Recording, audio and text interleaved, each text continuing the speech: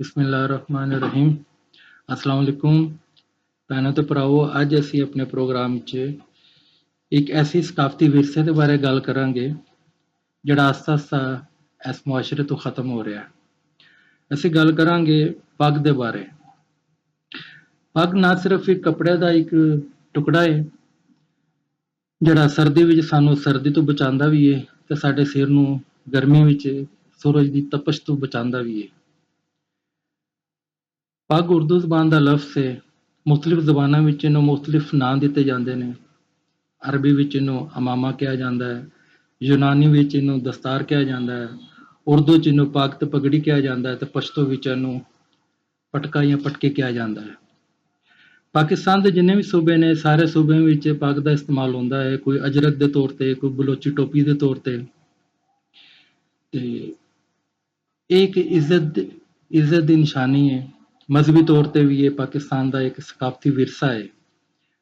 सकाफती तौर पर भी तो मजहबी तौर पर भी मुख्तलिफ मजहबी अकीदतमंद जिहड़े ने वो अपनी नुमाइंदगी वास्ते पगड़ी का इस्तेमाल करते हैं। कोई सावे रंग की पगड़ी इस्तेमाल करता है, कोई चिट्टे रंग की, कोई काले रंग की, जिहड़ा अपने अकीदे नूं जिहड़ा ओहदी पहचान बनती है। पुराने वक्तां विच पग बन्नण वाले दी बड़ी इज्जत होंदी सी, बहुत एहतराम किया जाता सी। इत्थों तक कि बड़ियां बड़ियां पंचायतां जिहड़ियां ने वो एक बंदा जिहदा नुकसान होया हुंदा सी, दूसरी पार्टी का बंदा चौधरी के पैरों च पग रख के ते माफिया मांग लैंदा सी, किसी लड़ाई झगड़े खत्म हो जाते सी। मगर अज के दौर च पग की जगह एक मगरबी टोपी ने लै ली थी। वह टोपी एक बेरोबी जी टोपी है, जिहड़ा कोई भी बच्चा उन्होंने छड़ी नाल उछाल दिंदा है ते ओहदी इज्जत तार तार हो जाती है, क्योंकि वो पगड़ी की वो इज्जत बावकार जी पहले होंदी सी वो खत्म हो गई है। 1988 नवाज शरीफ की एक इंतहाबी मुहिम च एक नारा बुलंद होया सी, जाग पंजाबी जाग, तेरी पग नूं लग गया दाग। मतलब वो इज्जत वकार जिहड़ी वो पगड़ी की समझी जाती सी, वो खत्म हो रही सी। मुआशरे विच सब कुछ खत्म हो रहा सी, क्योंकि एक जिहदे सिर ते पग होएगी उन्होंने एक वड्डा मुहतरम बंदा गिनिया जाएगा, ਉਹਦੀ लोग रिस्पैक्ट करते सी। एक जज जिन्नी ਉਹਦੀ हैसियत होंदी सी कि इस बंदे की गल सुनी तो मन्नी जाए। वड्डियां वड्डियां पंचायतां जिहड़ियां ने वो सिर्फ एक पग रखण ते खत्म हो जांदियां सी।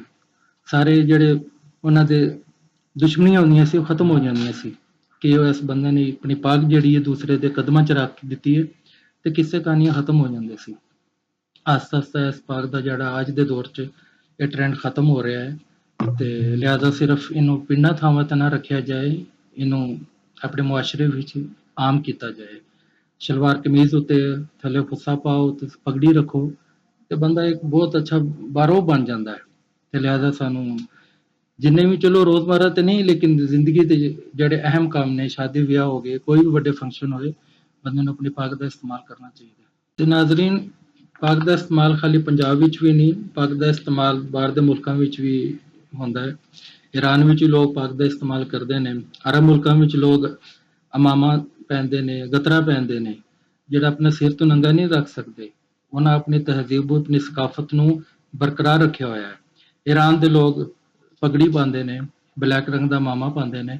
तालिबान जिहड़े ने अपनी काली पगड़ी तो बहुत मशहूर ने, वो जिथे भी जाते हैं छोटा वड्डा बच्चा सारे वो पग का इस्तेमाल करते हैं।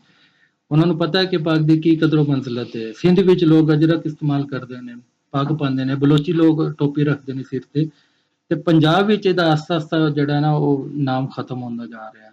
लोग पग की जगह हुण वो एक बेरोबी जी टोपी पा लैंदे ने मगरबी तरस की, ते बस पग का इस्तेमाल करन नाल बड़ी हकारत की निगाह नाल देखिया जांदा। लिहाजा सानू पंजाबी होण दे नाते इसनूं अपने मुआशरे विच बरकरार रखना चाहिए, इहदा इस्तेमाल करना चाहिए, ताकि पाकिस्तानी जिहड़ी सकाफत है, साडा एक विरसा है, वो बरकरार रहे।